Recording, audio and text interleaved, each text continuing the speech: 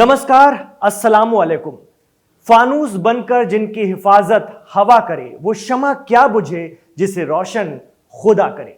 बरसों से अलग थलग पड़े सैंक्शंस की बेड़ियों में जकड़े हुए इस्लामिक जमहूरिया ने 40 दिनों की जंग में वो कर दिखाया है जिसकी वजह से महाशक्ति कहलाने वालों की तकदीर में ऐसा लगता है रुसवाइयों का, बेइज्जतियों का, खुद अलग थलग पड़ने का एक नया बाब, एक नया युग, एक नया दौर शुरू हो गया है।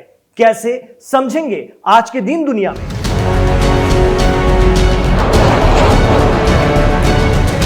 वो अमेरिका इस्राइल जिनकी ताकत और तकनीक की दुनिया कसमें खाती थी, आज ईरान की मिसाइलों की मार से न सिर्फ करहा रहे हैं बल्कि ईरान की अजीम कुर्बानियों का सिला भी उसे मिलने लगा है। और वो ये है कि दुनिया को यह एहसास हो रहा है कि अमेरिका के जरिए ताकत का बनाया गुब्बारा अब फूटने लगा है।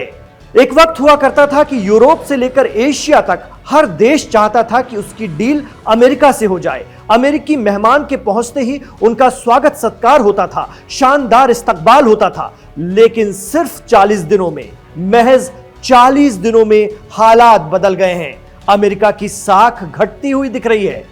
हम नहीं कहते, लेकिन दुनिया भर से आ रही रिपोर्ट तो कुछ ऐसे ही इशारे कर रही हैं। ईरान के समर्थक तो यही दावा करते हैं कि ईरान ने दुनिया भर के देशों को एक हौसला दिया है, हिम्मत दी है। यही वजह है कि समंदर किनारे बसा एक छोटा सा मुस्लिम देश भी अब अमेरिका को आंख दिखा रहा है।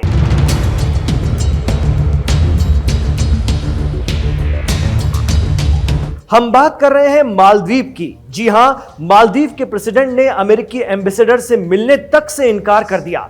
मीडिया रिपोर्ट बताती है कि अमेरिका के भारत में राजदूत और प्रेसिडेंट ट्रंप के करीबी सलाहकार सर्जियो गोर 23 मार्च को मालदीव की राजधानी माले गए थे, लेकिन प्रेसिडेंट मोहम्मद मुइज्जू से मुलाकात नहीं कर पाए।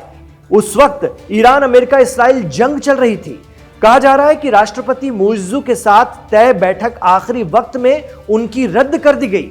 जराए बताते हैं कि प्रेसिडेंट मुइज्जू अमेरिका इस्राइल के ईरान पर जंग के खिलाफ हैं। उनका मानना है कि यह जंग ईरान पर मुसल्लत की गई है, थोपी गई है, और तो और वो पीएम नेतन्याहू की पॉलिसी की भी मुखालफत करते रहे हैं। चर्चा है कि इसी वजह से उन्होंने अमेरिकी राजदूत से दूरी बनाए रखी।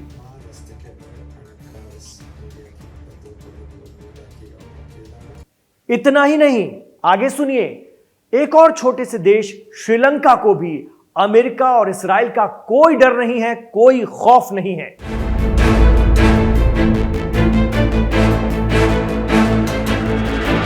तभी तो अमेरिका की चेतावनी को श्रीलंका ने हवा में उड़ा दिया।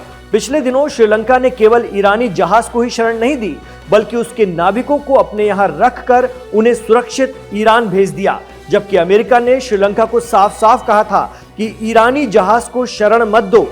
अब जंग रुके होने के बीच श्रीलंका ने खुद इस बात का खुलासा किया है, इंकशाफ किया है।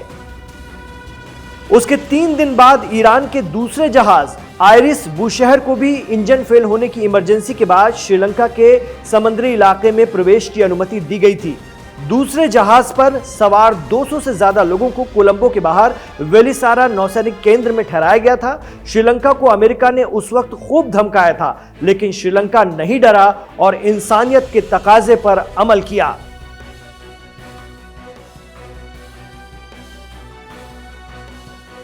एक्सपर्ट कहते हैं कि ईरान के supreme leader Syed Ayatollah Ali खामनी की शहादत के 40वें तक ही ऐसा लगता है जैसे कि वर्ल्ड ऑर्डर बदलने लगा है।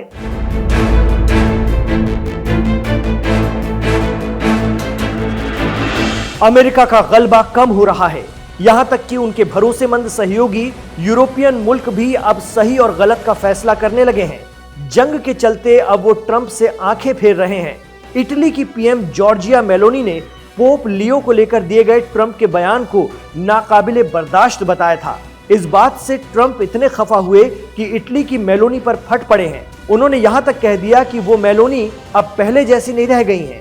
इटली की पीएम जॉर्जिया मेलोनी को कभी ट्रंप का सबसे करीबी यूरोपीय सहयोगी माना जाता था।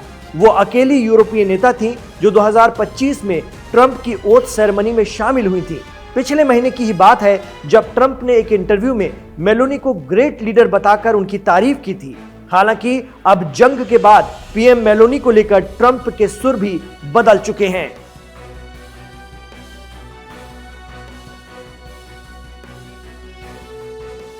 इतना ही नहीं, इटली ने एक कदम और आगे बढ़ते हुए इस्राइल के साथ एक बड़ी डिफेंस डील भी खारिज कर दी है, रद्द कर दी है।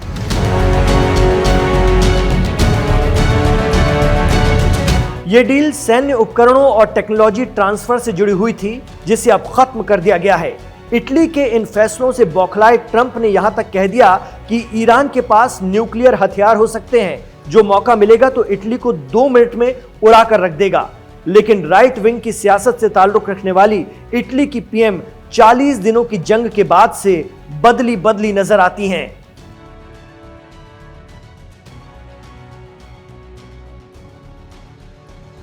पूरी तरह से अमेरिका पर अपने डिफेंस के लिए मुनहसिर, पूरी तरह से अमेरिका पर डिपेंड रहने वाले अरब मुल्क भी अब जरा दाएं बाएं देखने लगे हैं इन 40 दिनों की जंग के बाद। अरब मुल्क सीधे तौर पर तो अमेरिका के सामने कुछ ना कहें, लेकिन मिडिल ईस्ट एक्सपर्ट मानते हैं कि अब वो भी विकल्प तलाशेंगे, मुतबादिल ढूंढेंगे, क्योंकि इस्राइल को सेफ करने की कवायद में अमेरिका ने अरब देशों को जैसे तनहा छोड़ दिया था, उन्हें बुरी तरह नजरअंदाज किया। यही वजह है कि ईरानी मिसाइलों ने खित्ते में भारी तबाही बरपाई और जानी और माली नुकसान हुआ। तेल की दौलत से मालामाल ये मुल्क आज नहीं तो कल पाला जरूर बदलेंगे और कुछ ऐसा करेंगे जो मिडिल ईस्ट में अमेरिका के इंटरेस्ट पर भारी पड़ेगा। आपको क्या लगता है, क्या अरब मुल्कों का भी ज़मीर जागेगा? हमें कमेंट बॉक्स में जरूर बताएं। तो यह था आज का दीन दुनिया। वीडियो अगर पसंद आया हो तो इसे लाइक कीजिए, ज्यादा से ज्यादा शेयर कीजिए, आगे बढ़ाइए। हमारे चैनल लाइव हिंदुस्तान को सब्सक्राइब कीजिए और करवाइए। अपने दोस्तों और रिश्तेदारों में इस वीडियो के लिंक को भेजिए और उनसे कहिए कि हमारे चैनल को सब्सक्राइब जरूर करते जाएं। इमरान खान के साथ आखिर तक कनेक्ट रहने के लिए आपका शुक्रिया। गुजारिश रहेगी कि हमारे इस वीडियो को लाइक करने के साथ साथ अपनी दुआओं में हमारी टीम को भी याद रखिए। अपना ख्याल रखिए।